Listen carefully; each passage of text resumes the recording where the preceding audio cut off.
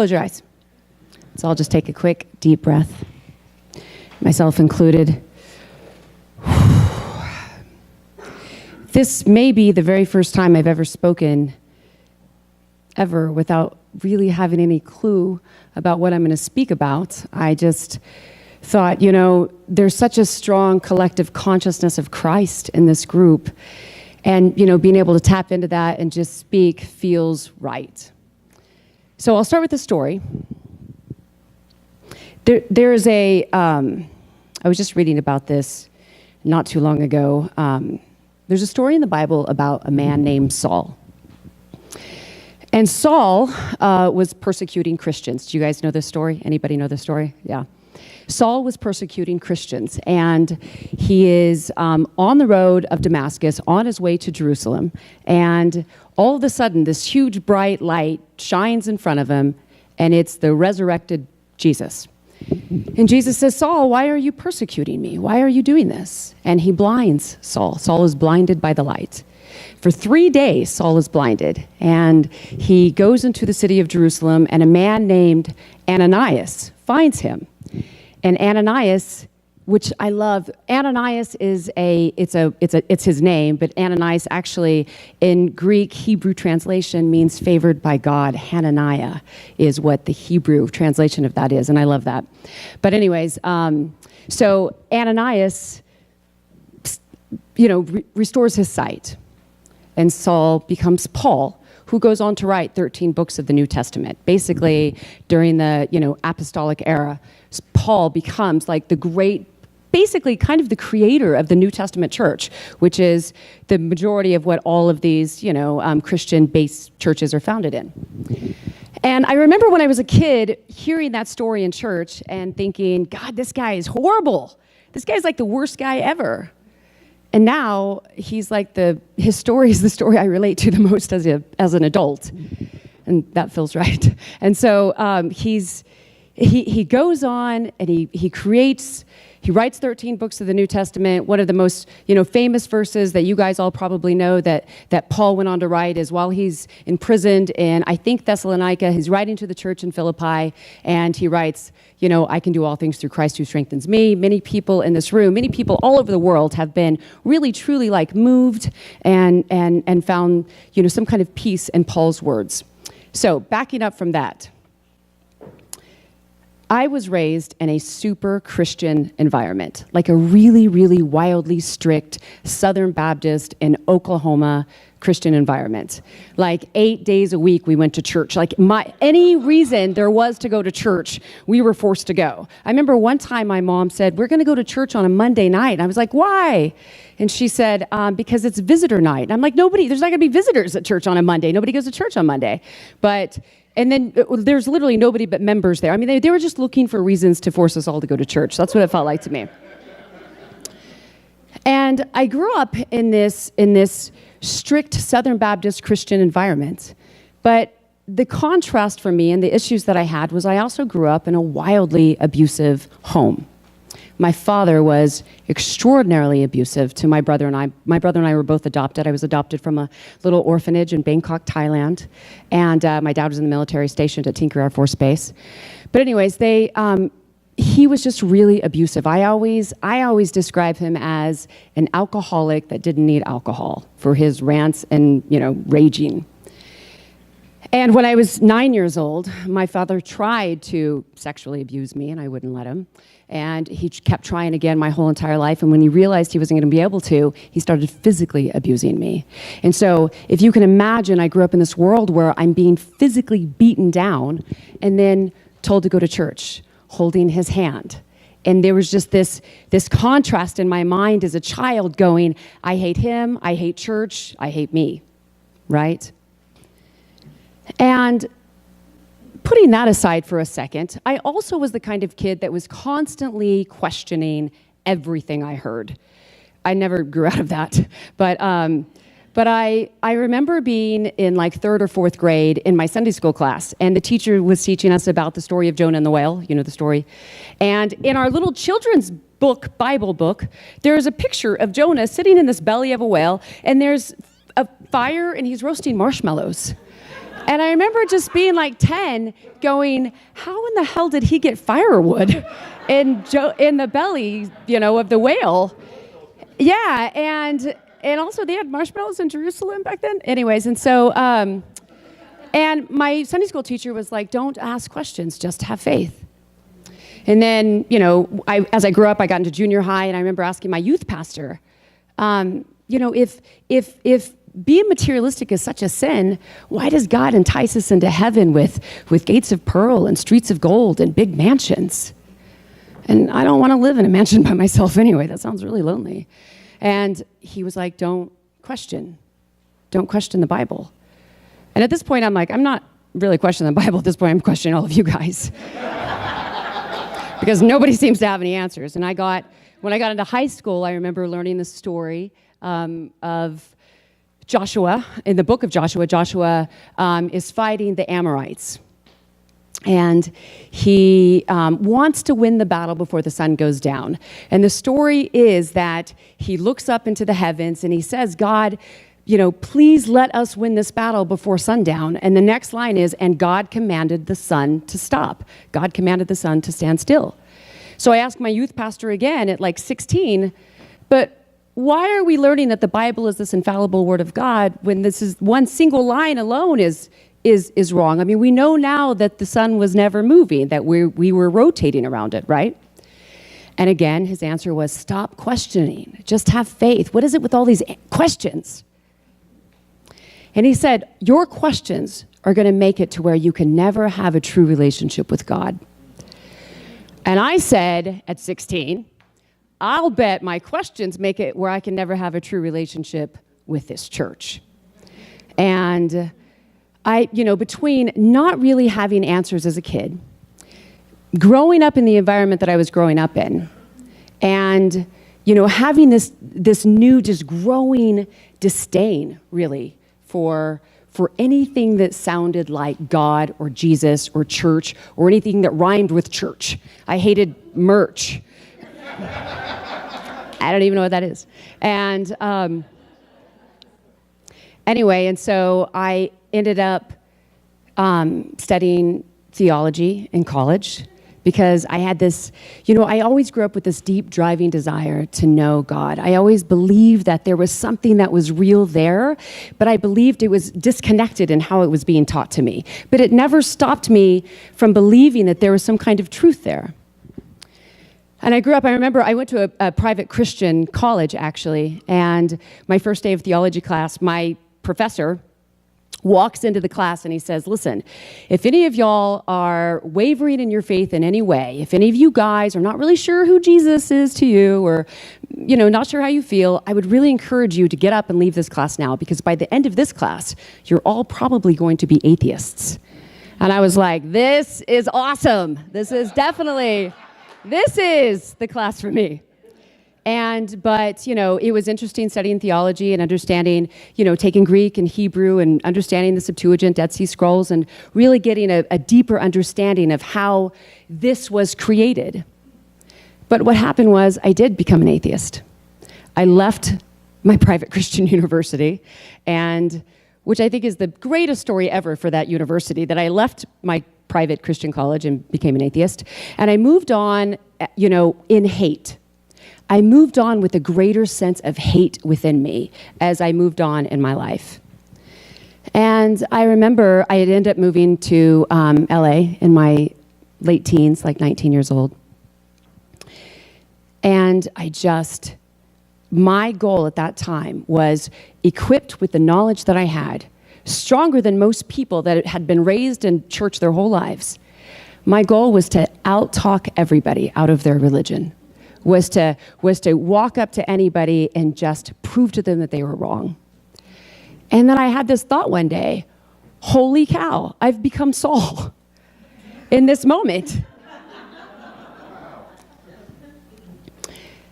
But this interesting thing happened one night. I was in LA, it was a Saturday night, and you know how you are after college, you think you know everything, like literally everything. I was testing my knowledge by playing a drunken game of Trivial Pursuit with some friends, and this woman walks into this apartment that I was in, and she walks right up to me and she says, "What do you want in life?"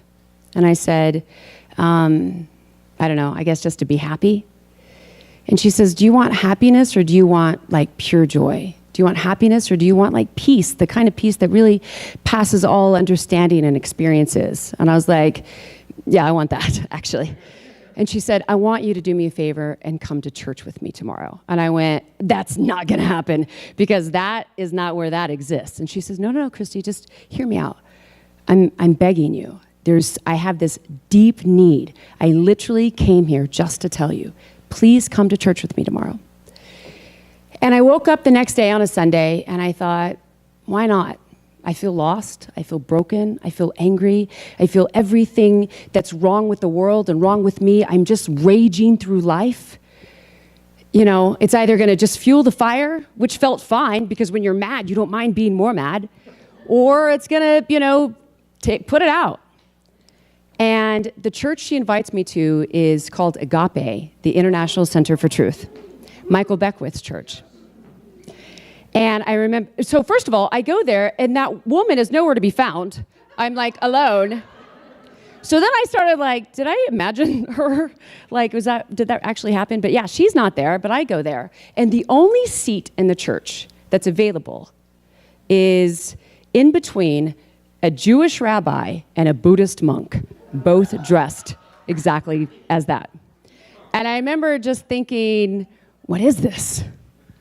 And I had this overwhelming feeling, this energy that was just has anyone ever been to Agape? Wow, that is amazing. So you know the feeling, that feeling when you walk into that place, it's a lot like this when you guys are singing. You know what I mean? Well, not like it all of a sudden turns off when you don't sing, but that sounded horrible. But you know that feeling when you're singing, I mean, it's that feeling, it's that energy where you just feel, it's almost overwhelmingly pure and overwhelmingly like loving and overwhelmingly confusing for a 19-year-old kid who wants to hate the world. And I sat in between the two of them, and this guy gets on stage and he hits this bong, not a bong, like a bong. Wasn't that kind of church. Yes, he hits a bong. I've told this story before and they're like, they hit a bong? It was very Native American. And no, he hits this bong, and Michael Beckwith gets up, and he says, "Let's center ourselves in truth." And he does this meditation. And I was like, I didn't know what meditation was. I grew up praying. Meditation's what people in cults do. And I never saw any of this. And the first speaker that spoke that day was Arun Gandhi. And Arun Gandhi spoke about the collective consciousness of Christ in all of us, and the importance of tapping in and understanding that when one among us is sick, we are all sick. And I was like, well, then everybody in here hates life and sucks and is broken and, angry, because that's how I feel. The next Sunday I end up going, and the next speaker is Les Brown. And Les Brown is one of my favorite quotes by Les Brown is, "It's not that we aim high and miss, it's that we aim low and hit, and we stay there." And, I think he refers to that in the perspective of people's professional lives or whatever, but I thought that more in my thoughts. Like, instead of aiming high, I've always just stayed low and stayed right there, because right there is comfortable for me. Right there is a space that feels, convenient or something. And then the next is Marianne Williamson, and talking about how we're not afraid of our fear is awakening to our greatest strengths within us and the greatness. And I didn't know then, but I know now what was happening to me. I mean, what are the chances that some random person I've never heard of or known or seen again invited me to Agape? And Michael Beckwith, Arun Gandhi, Les Brown, Marianne Williamson all speak to me like boom, boom, boom, boom, boom. I was like, at this point, Jesus is going to have to show up. I mean, like, who's next? What are you going to do now? And I found this space within me that felt so much more peaceful. It was like this, this raging bear was finally starting to just settle for a moment.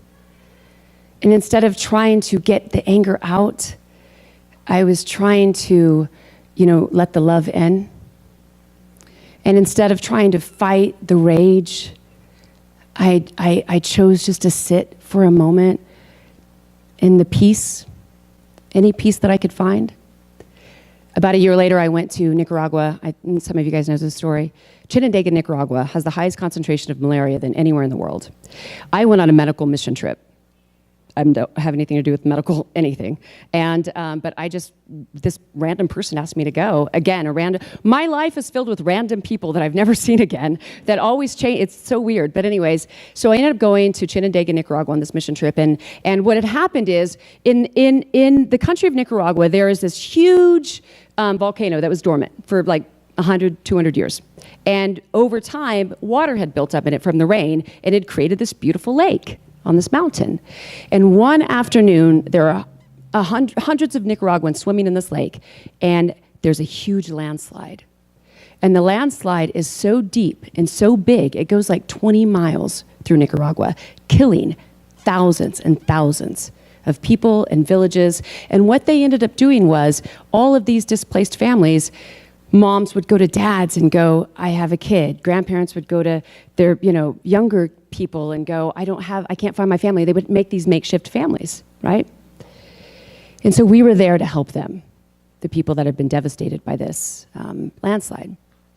And we're walking up into the village of Chinandega. And I literally in my lifetime will never forget this moment. Hearing a noise, we're cresting over this hill, and I hear a noise in the distance. And I say to the guy next to me, what is that sound? And he says, that, my friend, is the sound of pure joy.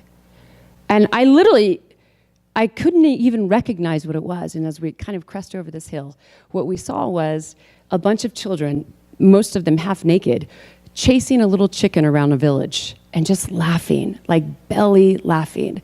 And all of the adults around them, belly laughing with them.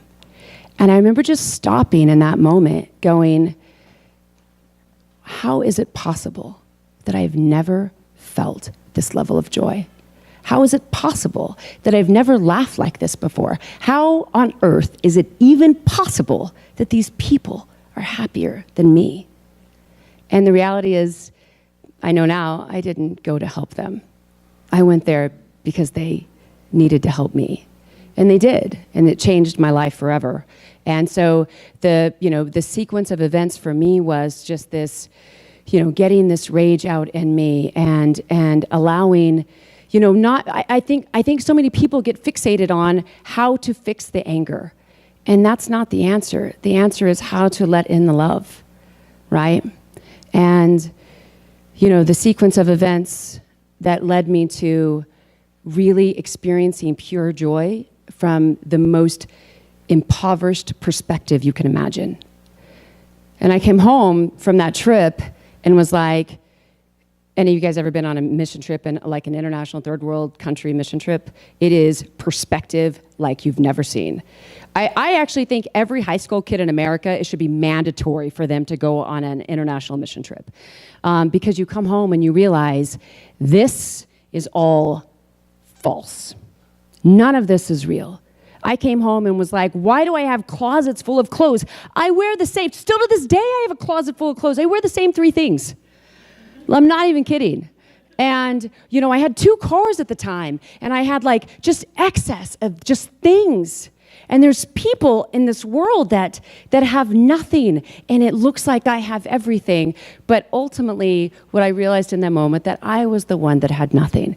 And so what I started doing was really understanding who God was, what that meant to me, breaking down, from becoming this, Christian to an atheist, to just lost, to wanting to connect with something and not really understanding what that something was. And so I'm walking down the street in Venice, California, and it's rainy, it's winter, it's rainy. I'm by myself. At this point, I'm 24 years old. And I see this little tiny bookstore. And it's got this big wooden door, and I shove open the door, and the bookstore is, I don't know if you've ever been in a bookstore like this, but I love these. There's nothing but lamps on and candles lit, and it's just this quaint, beautiful bookstore. And I grab this book about Buddhism, and I slide down this wall, and I just sit there and I read it. And I realized the interesting thing about Buddhism is nobody becomes a Buddhist. You, through spiritual awakening, realize you are one. That's the difference, is that nobody goes, I'm going to be a Buddhist today. Here's the things I'm going to do. Check. You realize through a spiritual awakening that you are actually a Christian, a true one. You realize through spiritual awakening that you really are a Buddhist. You realize through the collective consciousness that you're able to tap into that there is truth in all of those, everything. And when I realized that is that what I was angry with, I was angry with God because I had this perspective that God was like Superman. And he never came in and saved the day for me. And therefore, God's not real. And what I realized in all of these moments was that God never disappointed me a day in my life, because that's not even possible. That man disappointed me, or I disappointed me. That my father wasn't. I heard this quote one time that said, most people's perspective of God is closely related to how they feel about their dads. And I was like, in my 20s, that's a very true statement. Now, they couldn't be farther from the truth. But I think this is the message, that I know what it feels like to be lost on a level where that lost just almost feels right. And I know what it feels like to be broken on a level where broken just feels normal. And people disappoint you, and that's just expected.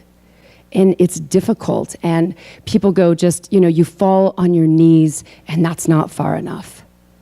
And you continue to fall down on your face, and you just want to sink in more.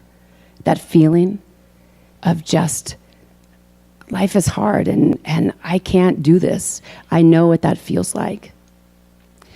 And it has felt like that before in my life because of I didn't understand that the hurt was there to help me, and that the pain had a purpose, and that whatever it is that we're going through, instead of understanding that there's not one single person that did something wrong to you, that reality in front of you was really probably manifested by you to teach you something specific, because you have truth within you and growth that must absolutely happen. I really do believe that every single person on this planet has a purpose in this life, that there's something within you that you can't kick. You can't get rid of. You can't pretend like it's not there. And that, depression for me, when people say they're depressed, I just go, how far removed are you from purpose? Because that's usually what happens is that two roads diverged in the wood, and they took the one most comfortable. You know what I mean? And they're supposed to be over here, and they're living life over here, and that looks and feels like depression. But what it is just feeling lost from who you know at the core of your being you're supposed to be. There's something in every single person, without any doubt, every single person in this room, that you have something to give in a way that nobody can give it, to do, to sing, to say, to play, to be, to write in a way that nobody else can do that thing. One of my favorite quotes from Jesus is actually in the book of Thomas, where Jesus is quoted saying, "The kingdom of heaven is within you and all around you. It is not in the stone or the wood of a mansion. Split the wood, and there is God. Lift open the stone, and there you will find it." And that, to me, is how I found my way back to God, understanding that it's not here, and it's not there, and it's not on a mountain, and searching the four corners of the earth and traveling the world over, from relationships to jobs to everything I could possibly find to bring me some kind of peace outside of me, because I didn't know how to bring it within me. That the reality is, sitting in this space, in this moment, by yourself, alone, that's where you find God. And that's where you find your purpose. And that ultimately, connected together, is where you find pure joy, and peace.